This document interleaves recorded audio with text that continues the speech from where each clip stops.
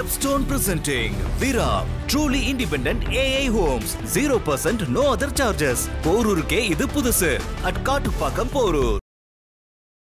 பொதுவாகவே இந்த விவசாய சின்னத்துக்கும் நாம் தமிழருக்கும் பெரிய ஒரு பாண்டிங் இருக்குது, கனெக்ஷன் இருக்குது. ஏன்னா ஆடு மாடு மேய்த்தால் அரசு வேலை, அவர் பனை மரம் நடுறது, இது மாதிரி கிரீன் பாலிடிக்ஸ் பேசுகிறதுல நாம் தமிழர் கட்சி ரொம்ப முதன்மையாக இருப்பாங்க. இவங்களுக்கு இன்னும் கூடுதலாக சொல்லுவாங்க, விஜய் வந்துட்டாரு எல்லாம் பேசுகிறான்னு சொல்லுவாங்க. ஆனால் தமிழ்நாட்டிலே மாற்று அரசியல் பேசக்கூடிய ஒரே கட்சி நாம் தமிழர் கட்சி தான். விஜய்க்கு ஒரு ஒரு ஒரு மேசிவ் ஒரு நல்ல ஃபேஸ் இருக்குது, தமிழ்நாட்டில் நல்ல தெரிஞ்ச முகமாக இருக்குது, அதனால் ஓட்டு வர்றதுக்கு வாய்ப்பு இருக்குது. ஆனால் பெரிய மாற்றத்தை உண்டு பண்ணுற அளவுக்கு ஓட்டு வருமானா அது அதிமுக பாஜக கூட கூட்டணி சேர்ந்துட்டாங்க. ஸோ அதில் நாம் தமிழர் போய் சேர்ந்துச்சுன்னா நாம் தமிழரோட எதிர்காலம் கேள்விக்குரியாயிரும். அதிமுக மெனக்கிறதை விட பாஜக ரொம்ப மெனக்கிறாங்க. ஆனால் சீமான் இந்த விஷயத்தில் ரொம்ப தெளிவாக இருப்பார், நம்ம தனிச்சு நிற்கிறது தான். பாமக டிவிகே கூட்டணிக்கு போக எதுவும் வாய்ப்பு இருக்கா? கடைசி நேரத்தில் என்றைக்குமே பாமக கூட்டணி கிட்ட போவாங்க, ரெண்டு கட்சிகிட்டையும் பேச்சுவார்த்தை நடத்துவாங்க. கடைசி நேரத்தில் அவங்களுக்கு எது லாபம் கிடைக்குதோ.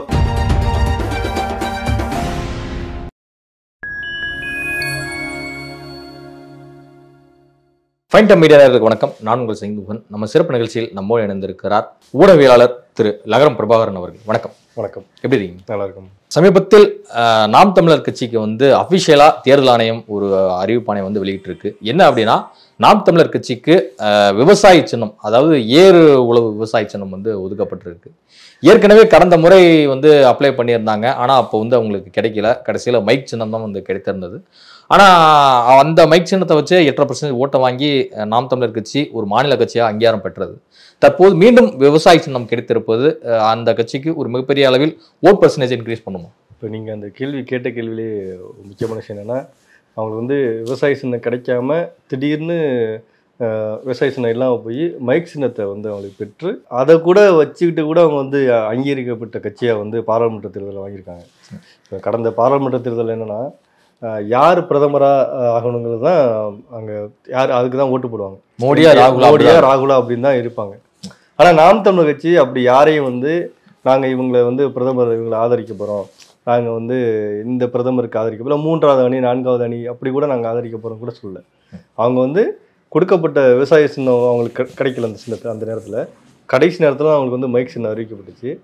அதை வச்சுட்டு கூட தமிழ்நாட்டுக்கு என்ன பண்ணுவோம் அவங்களோட கொள்கையை பிரச்சாரம் பண்ணாங்க. ரொம்ப கொடுத்த கொஞ்ச நேரத்திலேயே கடைசி பகுதி வரையும் மைக் சின்னத்தை கொண்டு போய் சேர்த்துட்டாங்க. ஆனால் அதை வச்சுக்கிட்டே கிட்டத்தட்ட 8% மேலே ஓட்டு வாங்கியிருக்காங்க, அங்கீகரிக்கப்பட்ட சின்னமாக மாறியிருக்காங்க.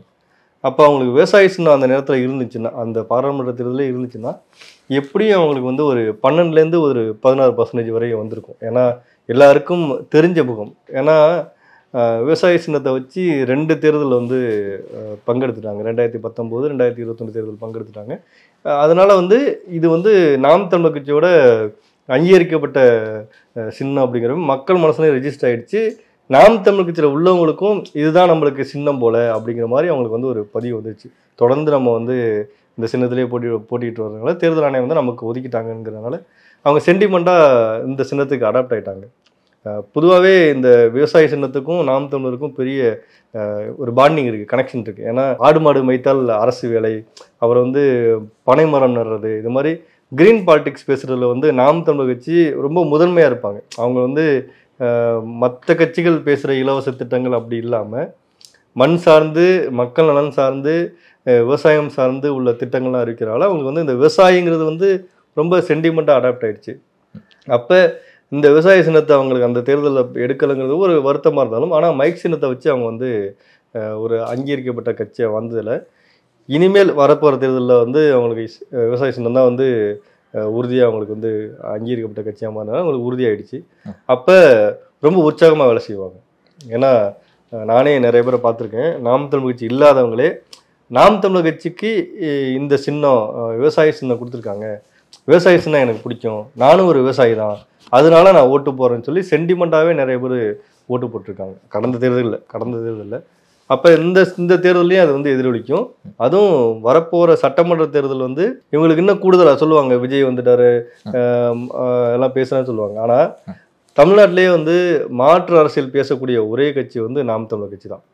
திமுக திராவிட அரசியல், அதிமுக திராவிட அரசியல், இப்போ டிவிக்கே கூட கிட்டத்தட்ட திராவிட அரசியல் போல உள்ளது. அவங்க எதுவும் மாற்று எதுவும் வைக்கல. அவங்க தான் 2 கண்கள்னு சொல்லிட்டாங்களே, திராவிடமும் தமிழ் தேசியமும் தமிழ்நாட்டின் 2 கண்கள்னு சொல்லிட்டாங்க. கண்கள்னு சொல்லிட்டாங்க. அவங்க என்ன மாற்று? இப்போ நாங்கள் வந்து சீமான் வந்து திராவிடம், தமிழ் தேசியம், இந்துத்துவம் இல்லை எல்லாத்துக்கும் நாங்கள் வந்து தமிழ் தேசியத்திலேயே வந்து நாங்கள் எப்படி தமிழ்நாட்டுக்கு நாங்கள் ஆட்சி புரிய போறலாம் பேசுறாருல, அப்படி எதுவும் தமிழ் தேசிய குடியரசு எல்லாம் பேசுறாருல. இப்போ விஜய் அப்படி ஏதாச்சும் ஒரு வார்த்தை சொல்லியிருக்காரா? கிடையவே கிடையாது. அவர் மாற்று அரசியலா எதுவுமே பேசினே கிடையாது.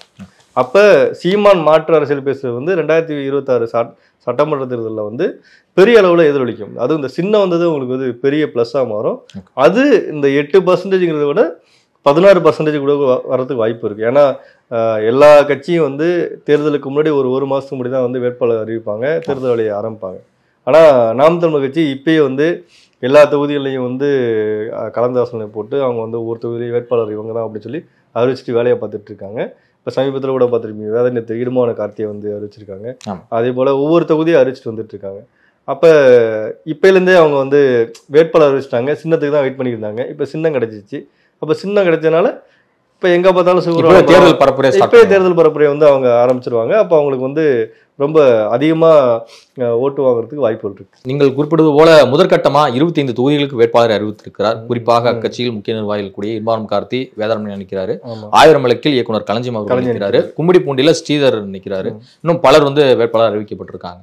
இப்போ நீங்கள் குறிப்பிடுவது போல இப்போ தேர்தலுக்கு இன்னும் 8-9 மாதங்கள் இருக்கும்போது அதற்கு முன்பாக இவ்வளவு தூரம் ஸ்பீடாக இறங்குறாங்க அப்படின்னா இப்போ வெற்றி வாய்ப்புள்ள தொகுதிகளை குறிவைத்து வேட்பாளர் களமெடுக்கப்பட்டிருக்காங்களா, இல்லை ஓட் பெர்சன்டேஜை நம்ம நிரூபித்து அதை தாண்டி டெபாசிட் ஒவ்வொரு தொகுதியிலுமே வந்து அதிகரிக்கணும் அப்படிங்கிறதுக்காக இந்த முன்முயற்சி? இல்லை, இது வந்து இந்த தேர்தலில் மட்டும் நாம் தமிழ் கட்சி கடைபிடிக்கல. 2016 அவங்க முதல்ல தேர்தலை சந்திக்கிறப்பயே முதல் தேர்தலே வந்து ஒரு வருஷத்துக்கு முன்னாடியே கடலூரில் வந்து 234 வேட்பாளர்கள் ஒரே மேடையில் அறிவிச்சாங்க.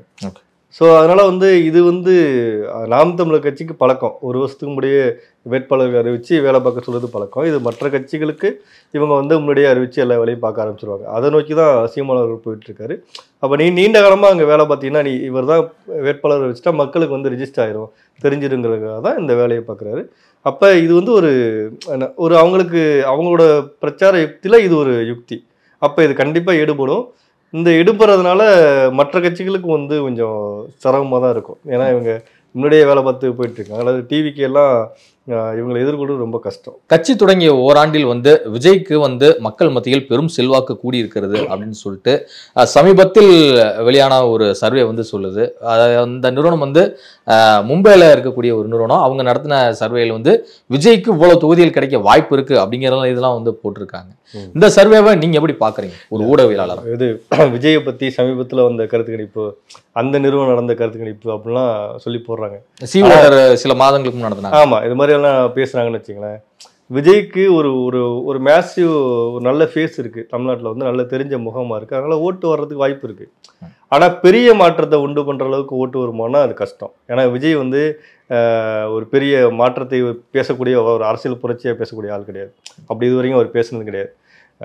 ஒரு துண்டு சீட்டில் எழுதுற மாதிரி படித்து வச்சுட்டு அதை தான் பேசிட்டு வர்றது தவிர அரசியல் மாற்றத்தை நான் கொண்டு வர போகிறேன் தமிழ்நாட்டில் வந்து நான் வந்து திராவிட கட்சிகள் இப்படியெல்லாம் பண்ணிக்கிட்டு இருக்கு, இந்திய தேசிய கட்சிகள் இப்படியெல்லாம் பண்ணிக்கிட்டு இருக்கு, இவங்களுக்கு மாற்றா நான் தமிழ்நாட்டை இது மாதிரி கொண்டு வர போகிறேன், எனக்கு ஒரு ஐடியாலஜி இருக்குது, எனக்கு ஒரு திட்டம் இருக்குது தமிழ்நாட்டை அப்படி மாற்றுறதுக்கு எனக்கு திட்டம் இருக்குன்னு அப்படி எதுவுமே கிடையாது.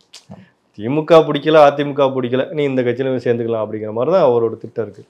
அப்போ இந்த கருத்து கணிப்பெல்லாம் வந்து சும்மா கருத்து கணிப்பு யாராலும் நடத்தலாம். அப்போ இதெல்லாம் வந்து திட்டமிட்டு பரப்புரை பண்ணுறது தான். இப்போ பிரசாந்த் கிஷோர் கூட சமீபத்தில் வந்து பேட்டி கொடுத்தது கூட விஜய் வந்து தனியாக நிற்கணும், அவருக்கு வந்து 150 சீட்டு கிடைக்கிறதுக்கு கூட வாய்ப்பு இருக்குது, 100 சீட்டுக்கு வந்து வர அந்த அளவுக்குலாம் தனி மெஜாரிட்டிலாம் சொன்னார். அதுக்கெல்லாம் வாய்ப்பே கிடையாது. அதுக்கெல்லாம் எந்த விதமான வாய்ப்பும் கிடையாது. அவர் பண்ணி வச்சுட்ட வேலை வந்து என்னதுன்னா அதிமுகவும் டிவிகேவும் வந்து கூட்டணி செய்யறதுக்கான வாய்ப்புகள் இருந்துச்சு. அதை அவர் பேசி விஜய் மனசை கெடுத்து, இல்லை நீங்கள் வந்து பெரிய சூப்பர் ஸ்டாரு, நீங்கள் தான் பெரிய ஆள், நீங்கள் தான் பெரிய ஆளுன்னு சொல்லி இவர் மனசை கெடுத்து அந்த கூட்டணியை உடச்சி விட்டு இப்போ அதிமுக பாஜக கூட கூட்டணி சேர்ந்துருச்சு. இப்போ பாஜக கூட வந்து அதிமுக சேர்ந்தனால டிவிக்கே வந்து நமக்கு அதிமுகவோட சேரலாம், நம்ம வந்து பாதிக்கு பாதி வாங்கலாம், 100 சீட்டு வாங்கலாம், துணை முதல் வாங்கலாம்னு சொல்லி நிறைய டிமாண்ட் பண்ணியிருந்தாங்கல்ல. இப்போ நீங்கள் அது வரைக்கும் அதிமுக பாஜக கூட சேர்றதுக்கு முன்னாடி வரைக்கும் டிவிகேவுக்கு ஒரு டிமாண்ட் இருந்துச்சு. ஆனால் இப்போ அதுக்கு பிறகு நீங்கள் செய்தியை பார்த்தீங்கன்னா டிவிகேக்கு பெரிய டிமாண்ட் இல்லை. விஜய் மட்டும்தான். விஜயை வச்சு மட்டும்தான் அங்கே ஓட்ட முடியும் தவிர விஜய் கருத்து கணிப்பு நடத்துறது இல்லை கீழே பர்சன்டேஜ் இருக்குங்கிறத வந்து தேர்தல் முடிவுகள் வந்ததுக்கு அப்புறம் தான் தெரியும். தேர்தலுக்கு முன்னாடியே ஆனா பல இளைஞர்கள் வந்து சாரையா அவர் பின்னாடி வந்து அணிவகுக்கிறது நம்ம வந்து பார்க்கிறோமே.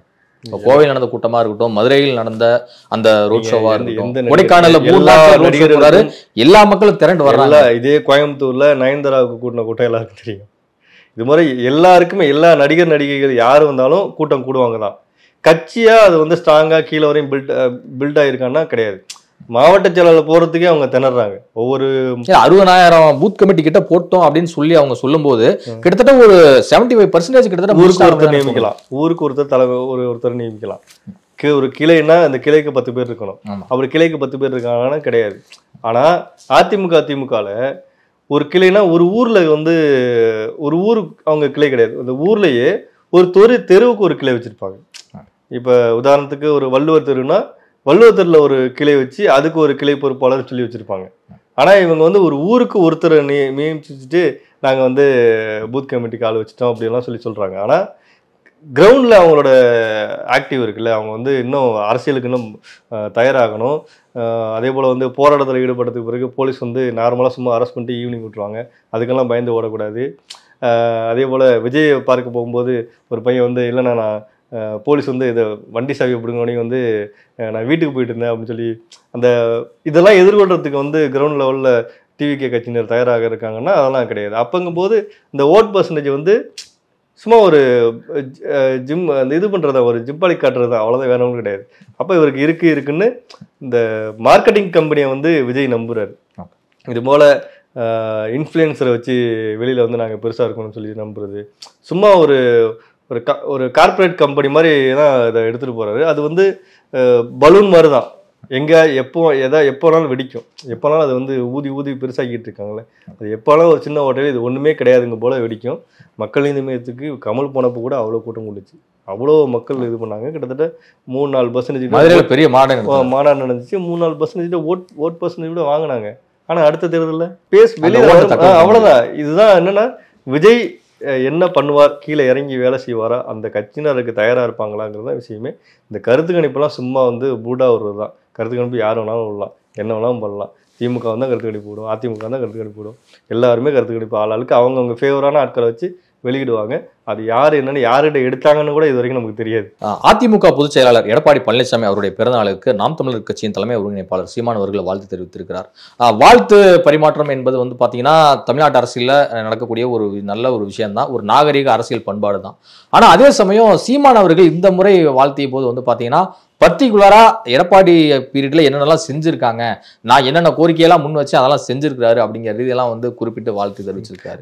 ஸோ இதெல்லாமே பார்க்கும்போது கூட்டணி கணக்கு எதுவும் வர வாய்ப்பு இருக்கா? இல்லை, நம்ம ஏற்கனவே முன்னாடி கூட பேசியிருக்கோம். என்னன்னா எடப்பாடி அவர்களும் சீமான் அவர்களும் நல்ல ரேப்போல இருக்காங்கன்னு சொல்லிட்டு. என்னன்னா எடப்பாடி அவர்கள் ஆட்சியில் இருக்கும்போது தைப்பூசத்துக்கு விடுமுறை விடணும்னு சொல்லிட்டு இவர் வந்து சீமான் அவர்கள் ரிக்வஸ்ட் கொடுத்திருந்தார். அதே மாதிரி தமிழ்நாடு நாள் அறிவிக்கிறது, அப்புறம் தமிழ் நலன் சார்ந்து பேசும்போது இவர் வந்து பேசுறது எல்லாமே எடப்பாடி அவர்கள் அங்கே வந்து தீர்த்து வச்சுட்டு வரும்போது ஒரு நல்ல ரேப்போல இருக்காங்கன்னு நம்ம சொன்னோம். ஆனால் இவங்க 2 பேரும் கூட்டணி அமைப்பார்களா அப்படிங்கிறது வந்து ரொம்ப கஷ்டம். இப்போ அதிமுக பாஜக கூட கூட்டணி சேர்ந்துட்டாங்க. ஸோ அதில் நாம் தமிழர் போய் சேர்ந்துச்சுன்னா நாம் தமிழரோட எதிர்காலம் வந்து கேள்விக்குறியாயிரும். ஆனால் இதுக்கு அதிமுக மெனக்கிறதை விட பாஜக ரொம்ப மெனக்கிறாங்க. எப்படியாச்சும் நாத்தாக்கா உள்ளே கொண்டு வந்துடணும், சீமானவர்களை பேசி எப்படியாச்சும் கன்வின்ஸ் பண்ணி உள்ளே கொண்டு வரணும்னு ட்ரை பண்ணுறாங்க. ஆனால் சீமான் இந்த விஷயத்தில் ரொம்ப தெளிவாக இருப்பார். நம்ம தனிச்சு நிற்கிறது தான், எப்போ எந்த தேர்தல் நடந்தாலும் நான் தான் தடிச்சிருப்பேன், என்னையே தலைமையை ஏற்றிட்டு வரவங்க யாராக இருந்தாலும் அவங்க வரலாங்கிறத அவரோட திட்டமாக இருக்குது. அதில் வந்து அவர் விடாப்பிடியாக ரொம்ப அடம் பிடிக்கிற மாதிரி இருக்கார். அப்போ அதுலேருந்து இறங்கி வர மாட்டார். இந்த வாழ்த்து பார்க்கும்போது அந்த ரேப்போ இருக்குல்ல, அந்த 2016க்கு பிறகு எடப்பாடி ஆட்சி வந்ததுக்கு பிறகு ஒரு நல்ல அவங்களுக்கு நல்ல பாண்டிங் இருந்துச்சுல்ல, அது இன்னைக்கு வரைக்கும் கண்டினியூ ஆகிட்டு இருக்கு. அது எதிர்காலத்துலேயும் இன்னும் கண்டினியூ ஆகும், அது தொடர்ந்து போகும். அப்போ கூட்டணிக்கெல்லாம் வாய்ப்புகள் கிடையாது. ஆனால் திமுகவை அட்டாக் பண்ணுற அளவுக்கு அதிமுக அந்த அளவுக்கு வந்து பேச மாட்டார், சீமானவர்கள் பேச மாட்டாங்க. ஆனால் அந்த ரேப்போ இருக்கும். அது வந்து ஒரு நல்ல ஒரு தமிழர்கள் தலைமையில் இருக்கும்போது எப்படி வந்து அதை அங்கீகரித்து பேசுகிற மாதிரி இவர் வந்து ஒரு நல்ல ரேப்போல இருக்கார். சமீபத்தில் கூட பாமக நடந்த சித்திரை முன்னிலவு மாநாட்டுக்கு வந்து அவங்க அழைச்சா நான் போவேன் அப்படின்னு சொல்லியிருந்தார். சீமானவர்கள் போவேன்னு சொல்லியிருந்தார். ஸோ அதுபோல் இவர் வந்து தமிழ் தலைமையில் எல்லா கட்சிகளையும் வந்து சீமானவர்கள் வந்து எப்போதுமே வந்து ஆதரித்து பேசுவார். அவங்கள வந்து ஒரு நல்ல ஒரு இடத்துல வந்து பார்ப்பார். திருமாவளவர்கள் இருக்கட்டும், ஜான் பாண்டியராக இருக்கட்டும், கிருஷ்ணசாமியாக இருக்கட்டும், இப்போ தமிழ் தலைமையிலுக்கு யாராக இருந்தாலும் அவங்கள வந்து எந்த நிலையும் அவர் வந்து விட்டு கொடுத்து கிடையாது. போய் பார்த்து பேசுறது, அவங்க வந்து ஆதரிக்கிறது, அதெல்லாம் பேசுவார். அந்த ரேப்பாவில் தான் இந்த வாழ்த்து பரிமாற்றம் நடந்திருக்கு. எடப்பாடி அவர்களும் சீமானை வந்து ஒரு முக்கியமான ஆளாக தான் கருதுறாரு. இப்போ அவர் வாழ்த்து போட்டதில் கூட எல் முருகனுக்கு தனியாக வாழ்த்து போட்டிருக்காரு. இதுபோல் முக்கியமான வேற்று கட்சியில் உள்ளவங்களுக்கும் தனியாக வாழ்த்து போட்டிருக்காரு. அதிமுக கூட்டணியில் உள்ளவங்களுக்கு மொத்தமாக ஒரு லிஸ்ட்டு போட்டு அவர் வந்து எல்லாருக்குமே ஒன்றா ஒரே இடத்த கொடுத்து நன்றி போட்டிருக்காரு. ஆனால் சீமானவருக்கு தனியாக வந்து ஒரு பதிவு போட்டு வாழ்த்து போட்டிருக்காரு. அப்போ சீமானுக்கு எவ்வளோ முக்கியத்துவம் கொடுக்குறது எடப்பாடி அவர்கள் புரிஞ்சு வச்சிருக்காரு. அதே போல் வந்து சீமானவர்களும் எடப்பாடி அவர்களுக்கு எவ்வளோ முக்கியத்துவங்கிறத வந்து அதையும் புரிஞ்சு வச்சிருக்காரு. பல பேருக்கு சீமானவர்கள் வாழ்த்து போட்டிருக்கேன், நான் பார்த்துருக்கேன். அதில் எல்லாருக்குமே நார்மலாக அவங்க நல்லா இருக்கணும் அப்படின்னு சொல்லி தான் வாழ்த்து போடுவார். ஆனால் எடப்பாடி அவர்களுக்கு வாழ்த்து போடும்போது அவர் ஆட்சியில் இருக்கும்போது என்னென்ன நல்லது பண்ணாருங்கிறத குறிப்பிட்டு ஒரு வாழ்த்து சொல்லியிருக்காரு. அப்போ அது வந்து கண்டினியூ ஆகும். அது கூட்டணியில் இல்லைன்னாலும் இவங்களுக்குள்ள ஒரு நல்ல ரேப்பாக கண்டினியூ ஆகும். நாம் தமிழர் கட்சிக்கு மீண்டும் விவசாய சின்னம் கிடைத்ததில் கட்சி தொண்டர்கள் எல்லாருமே மகிழ்ச்சியாக இருக்கிறத வந்து நம்ம பார்க்குறோம். அதே சமயம் இன்னொரு பக்கம் புதுசாக வந்திருக்கக்கூடிய டிவிகேக்கு எந்த சின்னம் கிடைக்கும் அப்படிங்கிற எதிர்பார்ப்பு கட்சி தொண்டர்களும் இருக்குது, மக்களும் ஒரு எதிர்பார்ப்பு இருக்குது. அவங்களும் சில சின்னங்களை வந்து சூஸ் பண்ணியிருக்கிறதா ஒரு தகவல். அவங்களுக்கு எது கிடைக்க வாய்ப்பு இருக்கு? அவங்களுக்கு சின்னம் வந்து தேர்தல் ஆணையம் முடிவு பண்ணால் தான் தெரியும். இப்போ தேர்தல் நேரத்தில் தான் தெரியும். இப்போ 2016 இதப்போ அதாவது தேர்தல் அப்போ வந்து தேர்தலுக்கு முன்னாடி கொஞ்ச நாளைக்கு முன்னாடி தான் வந்து இரட்டை மெழுகுவர்த்தி கொடுத்தாங்க. ஸோ இவங்க என்னன்னா டிவிக்கு என்னன்னா நாங்கள் அவங்க வந்து எல்லா தொகுதியிலையும் நாங்கள் வந்து போட்டியிட போகிறோம்னு சொல்லி வேட்பாளர் அறிவிக்கணும். எல்லா இடத்துலையும் இவங்க பூத் ஏஜென்ட்லாம் அறிவிக்கிறாங்கல்ல, இது எல்லாமே கொண்டு கொடுக்கும்போது நாங்கள் எல்லா இடத்துலையும் காமனாக நிற்க போகிறோம்னு சொன்னால் தான் அவங்களுக்கு வந்து காமன் சின்னம் கிடைக்கிறதுக்கு வாய்ப்பு இருக்குது. எல்லா இடத்துலையும் அவங்க நாங்கள் பூத் ஏஜென்ட்ஸ் வச்சுருக்கோம், வேட்பாளர்கள் ஒன்றா நிற்க போகிறோம், ஒரு காமன் சின்னம் எங்களுக்கு வேணும்னு சொல்லி ரிக்வஸ்ட் பண்ணால் தான் அவங்களுக்கு வந்து அந்த தேர்தலுக்கு மட்டும் தேர்தல் ஆணையம் ஒதுக்கி கொடுக்கும். அது நிரந்தர சின்னம் கிடையாது. அவங்க பர்சன்டேஜ் வாங்கினா தான் அது நிரந்தரமாகும். அதில் 8% எடுத்தாதான் நிரந்தரமாகும். அந்த சின்னமும் அவங்களுக்கு நிரந்தரம் கிடையாது. அப்போ அவங்க எடுத்ததுக்கு பிறகு தான் அது வந்து அங்கீகரிக்கப்பட்ட கட்சியாக மாறினதுக்கு பிறகு தான் அவங்களுக்கு சின்னம் தெரியும். அது இப்போவே தெரியறதுக்கு வாய்ப்புகள் குறைவு. இன்னும் சில தேர்தல் கிட்ட நெருங்கும் போது தான் தேர்தல் ஆணையம் அதை ஒதுக்கும்.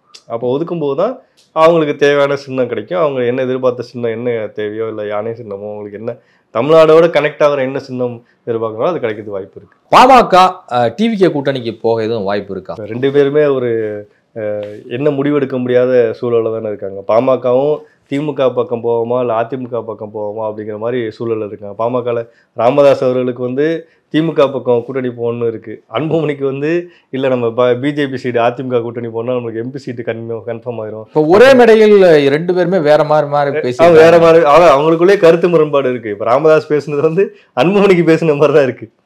அப்போ இவங்களுக்குள்ளேயே தலைமை யாருங்கிற போட்டி வந்துச்சு. நான் வந்து ராமதாஸ் சொல்கிறாரு என்றைக்குமே நான் தான் ராஜா, நான் கடைசி வரையும் நான் தான் வந்து கட்சியை கொண்டு போகணுங்கிற மாதிரியும், அன்புமணிக்கு வந்து இல்லை உங்களுக்கு வயசாயிடுச்சு நான் லீட் பண்ணி எடுத்து போகிறேங்கிற மாதிரி தான் அங்கே போயிட்டு கிட்டத்தட்ட திமுகவோட குடும்ப கட்சியாகவே மாறி பாமக வன்னியர்களுக்காக ஆரம்பிக்கப்பட்ட கட்சி வந்து திமுகவோட குடும்ப கட்சியாகவே மாறிடுச்சு. எப்படி இவர் கலைஞர் கருணாநிதி இருக்கும்போது கடைசி வரைக்கும் ஸ்டாலின் அவர்களுக்கு வந்து தலைவர் பதவி கொடுக்கல, கடைசி வரைக்குமே கொடுக்கல.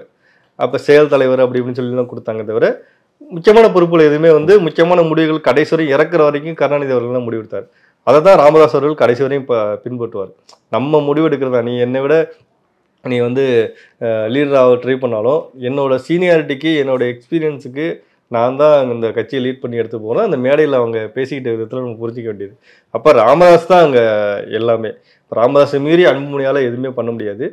அப்போ ராமதாஸ் என்ன முடிவு எடுக்கிறோம், கூட்டணியை நான் பார்த்துக்கன்னு சொல்லிட்டார்ல, அதே போல் கூட்டணி அவர் பார்த்துக்கிறவார்னா கடைசி நேரத்தில் என்றைக்குமே பாமக வந்து கூட்டணி கிட்ட போவாங்க. ரெண்டு கட்சிகிட்டையும் பேச்சுவார்த்தை நடத்துவாங்க. கடைசி நேரத்தில் அவங்களுக்கு எது லாபம் கிடைக்குதோ, வன்னியர்களுக்கு அவங்க சொல்கிறது வன்னியர்களுக்கு என்ன லாபம் கிடைக்குதோ, வன்னியர்களுக்கு யார் வந்து இந்த 10.5% இடஒதுக்கீடு கொடுக்குறாங்க, வன்னியர்களுக்கு எப்படி அவங்க கோரிக்கைகள் நிறைவேற்றுறாங்க அப்படின்னு சொல்லிட்டு அதை ஒரு பக்கத்தலைக்கு பாயசம் மாதிரி கேட்டுட்டு அதில் யார் கடைசியாக அவங்க பேரத்துக்கு படிக்கிறாங்களோ, சீட்டாக இருக்கட்டும் நோட்டாக இருக்கட்டும் எதுவாக இருந்திருக்கட்டும், அவங்களுக்கு ஏற்ற மாதிரி யார் படிக்கிறாங்களோ அவங்க பக்கம்தான் போவாங்க. நீங்கள் கடந்த தேர்தலே வந்து நாடாளுமன்ற தேர்தலே அதிமுக கூட முதல் நாள் பேச்சுவார்த்தை நடத்தி கூட்டணி உறுதின்னு செய்தி வெளியாயிடுச்சு, உறுதியே ஆயிடுச்சு கிட்டத்தட்ட. அடுத்த நாள் வந்து அப்படியே மாறினாங்கல்ல, பிஜேபி கூட போய் சேர்ந்தாங்கல்ல. ஸோ அதுபோல் வந்து முதல் நாள் அதிமுகவோட பேசலாம், அடுத்த நாள் திமுக கூட போகலாம், அடுத்த நாள் வந்து திமுக கூட போகலாம். அவங்க டிமாண்டு வச்சுக்கிட்டு கேட்பாங்க. இப்போ டிவிக்கே கூட அவங்க சேர்றதுக்கு வாய்ப்புகள் வந்து ரொம்ப ரொம்ப குறைவு தான். 2 பேரும் ராமதாஸ் அந்த முடிவு எடுக்க மாட்டார். டிவிக்கு கூட சேர்ந்து பயணிக்கிறதுக்கு அந்த முடிவு எடுக்கிறதுக்கு வாய்ப்புகள் ரொம்ப குறைவு. ஏன்னா வந்து புது கட்சி இவங்க டிவிக்கு வந்து என்ன நினைக்கிறாங்க, நாங்கள் தான் சூப்பர் ஸ்டாரு, நாங்கள் தான் சிஎம் ஆகும்னு சொல்லி சொல்கிறாரு. அன்புமணியும் தன்னை சிஎம்மாக தானே ப்ரொஜெக்ட் பண்ணுறாரு. அப்போங்கும்போது 2 சிஎம் எப்படி ஒன்றா நிற்க முடியும்? அப்போ டிவிக்கேவும் இவங்களோட சேர முடியாது. ராமதாஸ் அந்த முடிவு எடுக்க மாட்டார். 2 பேரும் கூட்டணி சேர்றதுக்கு வாய்ப்பு ரொம்ப ரொம்ப குறைவு. அவங்களோட கணக்குகள் படி ரொம்ப ரொம்ப குறைவு. ஆனால் அதாவது அதிமுக திமுக கூட்டணி தான் இருக்கும். டிவிக்கே வந்து வேறு வழி இல்லை. அதிமுக பாஜக கூட சேர்ந்ததுனால தனிச்சு தான் கூட்டணி நிற்கும். அப்போ சின்ன சின்ன கட்சிகள் சேர்த்து வச்சுக்கிட்டு இல்லை திமுக கூட்டணிலேருந்து வெளியேற்றப்பட கட்சிகள்லேருந்து கூட்டணி சேர்ந்து சந்திக்கிறது வாய்ப்பு இருக்குது. மே 18 நாம் தமிழர் கட்சி இன எழுச்சி பொதுக்கூட்டம் வந்து நடத்துகிறாங்க. குறிப்பாக இப்போ கொங்கு பகுதியை குறிவைத்து பல்வேறு கட்சிகளும் வந்து பயங்கரமாக அங்கே வேலை செஞ்சுட்டு வராங்க. இப்போவே தேர்தல் பரப்புரை தொடங்கிட்டாங்க அப்படின்னு வந்து சொல்லலாம். இப்போ ஸ்டாலின் அவர்கள் அடிக்கடி விசிட் அடிக்கிறதா இருக்கட்டும், உதயநிதி அங்கே போகிறதா இருக்கட்டும், அதன் பிறகு டிவிக்கு நடத்திய பூத் கமிட்டி கருத்தரங்கம், அப்புறம் அதிமுக தொடர்ந்து அங்கே வேலை செஞ்சுட்டு தான் இருக்கிறோம். இதெல்லாமே பார்க்கும்போது இப்போ நாம் தமிழர் கட்சியும் கோவை பகுதியிலே ஒரு பெரிய அளவில் ஒரு கூட்டத்தை நடத்துகிறாங்க அப்படின்னா, அப்போ கொங்கு பகுதியிலிருந்து தங்களுடைய தேர்தல் உத்திகளை தொடங்கிட்டாங்கன்னு எடுத்துக்கலாம். கொங்குல தான் திமுக ரொம்ப வீக்காக இருக்குது. அதனால வந்து திமுக கொங்கு பகுதிகளில் நம்ம வந்து வீக்காக இருக்க இடத்துல நம்ம கொஞ்சம் ஸ்ட்ராங் ஆகிட்டோம்னா நம்ம வந்து ஒரு சில எம்எல்ஏக்கள் வந்து கூடும் அப்படின்னு சொல்லி அவங்களுக்கு வந்து கணக்கு போடுறாங்க. ஏன்னா வர தேர்தலில் வந்து திமுகவுக்கு பெரிய ஸ்டெப் பேக் நடக்கும். நம்மளுக்கு வந்து நிறைய அமைச்சர்கள் மேலே வந்து குற்றச்சாட்டுகள் இருக்குது. நிறைய அமைச்சர்கள் மேலே மக்களே பயங்கரமாக எதிர்க்கிறாங்க. இருக்கிற எம்எல்ஏக்கள் மேலே வந்து குற்றச்சாட்டுகள் அந்த தொகுதியில் இருக்கும்போது இந்த பக்கம் மைனஸ் ஆனிச்சுன்னா கொங்கு பகுதியில் நம்ம ப்ளஸ் ஆக்குவோங்கிறது தான் அவங்க வந்து திட்டம் போடுறாங்க. ஆனால் கொங்கு பகுதியில் இப்போ அதிமுக பாஜக கூட்டணி சேர்ந்ததுனால பாஜகவும் அங்கே வலிமையாக இருக்குது, அதிமுகவும் ஸ்ட்ராங்காக இருக்கிறதுனால கொங்கு பகுதியில் வந்து திமுக வெல்றதுக்கு வாய்ப்புகள் ரொம்ப ரொம்ப குறைவு. அப்போ திமுக முயற்சி மேற்கொள்ளுது. ஒரு ராஜ் கவுண்டர்னு சொல்லி ஒரு வேட்டுவ கவுண்டர் இது கட்சி வச்சுருக்காரு. அவரை கூட வச்சுக்கிட்டு கூட திமுக சில ஆட்களை கொங்கு ஈஸ்வரன் இவங்கெல்லாம் வச்சு கூட முயற்சி பண்ணுறாங்க. ஆனால் அவங்கெல்லாம் வந்து சின்ன சின்ன பார்ட்டியாக இருக்காங்க. அந்த மக்களுக்கு கொங்குல உள்ளவங்களுக்கு அதிமுக நம்ம கட்சி அப்படிங்கிற மாதிரி மைண்ட் செட் வந்துட்டாங்க. அதே மாதிரி பாஜகவும் நம்ம கட்சிங்கிற மாதிரி மைண்ட் செட் வந்துட்டாங்க. எப்படி தென்பகுதியில் வந்து அதிமுக வந்து முக்குளத்தூர் கட்சி மாதிரி ஆன மாதிரி கொங்குல உள்ளவங்களுக்கு இது நம்ம கட்சி அதிமுக அப்படிங்கிற மாதிரி வந்துட்டாங்க. பாஜகவும் நம்ம கட்சியில் உள்ள பார்ட்டி லீடர் வந்து அண்ணாமலை இருந்ததுனால நம்ம பார்ட்டி லீட் பண்ணி போகிறாரு, அதனால் நம்ம கட்சிங்கிற மாதிரியே வந்துட்டாங்க. ஸோ அதனால் திமுகவில் அதை வந்து மாற்றி கொண்டு வரது ரொம்ப கஷ்டம். ஏன்னா செந்தில் பாலாஜியும் இல்லைல்ல, அதனால் வந்து அதை மாற்றி கொண்டு வரது ரொம்ப கஷ்டம். அதனால அது அவங்களால ஒரு முயற்சி பண்ணுறாங்க. அந்த முயற்சியை வந்து ஜெயிக்கிறது ரொம்ப கஷ்டம். அதே போல் வந்து நாம் தமிழர் கட்சி மாநாடு நடத்தல. நாம் தமிழர் கட்சி ஒவ்வொரு வருஷமும் மே 18க்கு வந்து எல்லா இடங்களையும் மாநாடு நடத்துவாங்க. போன வருஷம் வந்து சென்னையில் நடத்துகிறாங்க. அதுக்கு முன்னாடி வந்து தூத்துக்குடியில் நடத்துகிறாங்க. அப்போ அதுபோல் அவங்க வந்து ஒவ்வொரு இடத்துக்கும் ஒவ்வொரு பகுதியை சூஸ் பண்ணுவாங்க. சீமானவர்கள் குறிப்பிட்டு கோயம்புத்தூரில் நடத்தணும் அப்படின்லாம் திட்டம் கிடையாது. இந்த வருஷம் கோயம்புத்தூர் நடத்தணும்னு சொல்லியிருப்பார். இந்த வருஷம் கோயம்புத்தூரில் உள்ள பொறுப்பாளர்கள் வந்து வருஷம் இங்கே சவுத்தில் நடத்துனீங்க, எங்கள் பகுதியில் வந்து நடத்துங்கன்னு சொல்லும்போது கோயம்புத்தூர் நடத்தணும் ஒரு திட்டமிட்டு நடத்திருப்பாங்க. தவிர இதுக்காக ஒரு இந்த இன எழுச்சி கூட்டத்தை வந்து அரசியல் கூட்டமாக வந்து சீமானவர்கள்லாம் மாற்றி எல்லாம் பண்ண மாட்டார். உதயநிதி அழைத்தால் 2026 சட்டமன்ற தேர்தலில் அவருக்காக பிரச்சாரம் செய்வேன் என பேசியிருக்கிறார். டிடி நெக்ஸ்ட் லெவல் படத்தினுடைய ப்ரெஸ் மீட்டில் நடிகர் சந்தானம் அவர்கள். அப்போ 2026 நட்சத்திர பேச்சாளர்களை கலக்கமாக இருக்க திட்டமிட்டிருக்கா திமுக மட்டும் இல்லை, அதிமுக எல்லா கட்சியும் திட்டமிட்டுதான். அதில் சந்தானம் வந்து ரொம்ப நெருங்கிய நண்பர்னால ஒரு அந்த கேள்வி கேட்கும்போது, ஏன்னா நிறைய சினிமா துறையிலே இருந்தவங்க, அப்போங்கும்போது சினிமா துறையில் உள்ள நெருங்கிய நண்பர் வந்து இப்போ துணை முதல்வராக இருக்காரு. அப்போ அந்த கேள்வி எங்கே போனாலும் கேள்வி கேட்பாங்க. அவங்களால சந்தானம் வந்து நான் சொல்கிற எனக்கு தேவை என்ன, நான் சொல்கிறத வந்து உடன்பட்டாருன்னா அதுக்கு நான் போய் பிரச்சாரம் பண்ணுவேன்னு சொல்லியிருக்காரு. அது என்ன தேவைன்னு அவங்களுக்கு தான் தெரியும். அப்போ நடிகர்கள் வந்து கூட்டத்தை சேர்க்கறதுக்கும் அவங்க போன மக்கள் கூடுறதுக்கும் ஈஸியாக ரொம்ப சுலபமாக வந்து மக்களை ரீச் பண்ணுறதுக்கும் நடிகர்களை வந்து இறக்குறதுல வந்து திமுக என்னைக்குமே பிரதான முக்கியம். வடிவேலை வந்து எந்த அளவுக்கு திமுக பயன்படுத்திட்டது எல்லாருக்குமே தெரியும். கேப்டன் அடிக்கிறதுக்கும் சரி, பிரச்சார யுக்திக்கு பயன்படுத்துறதுக்கும் சரி, வடிவேலை எந்த அளவுக்கு பயன்படுத்துனாலும் தெரியும். ஸோ அந்த வகையில் இதுபோல் நடிகர்களை வந்து கண்டிப்பாக உதயநிதி இறக்குவார். ஏன்னா ரெட் ஜெயின் மூலமாக பயனடைந்த பல நடிகர்கள் இருக்காங்க, பல பேர் வாழ்க்கையை வாழ்ந்தவங்க இருக்காங்க. அப்போ அவங்கள இறக்குறதுக்கு வாய்ப்பு இருக்குது. அதே போல் இந்த சைடும் அதிமுக சைடிலும் உள்ள பழைய நடிகர்கள், பழைய அதுக்கு ஆதரவாக இருக்கவங்களும் இறங்க வாய்ப்பு இருக்குது. உதயநிதிக்கு இந்த சினிமா பிரபலம் சினிமாங்கிறது வந்து அவருக்கு வந்து கை கொடுக்கும், நிச்சயமாக கை கொடுக்கும். ஆனால் அது ஓட்டா மாறுமாங்கிறது தான் சந்தேகம். கூட்டம் கூடும், அது ஓட்டா மாறுமாங்கிறது தான் சந்தேகம். இதுவரை உங்கள் பல்வேறு கருத்து கொண்டு பண்ணி நன்றி சார். நன்றி, வணக்கம்.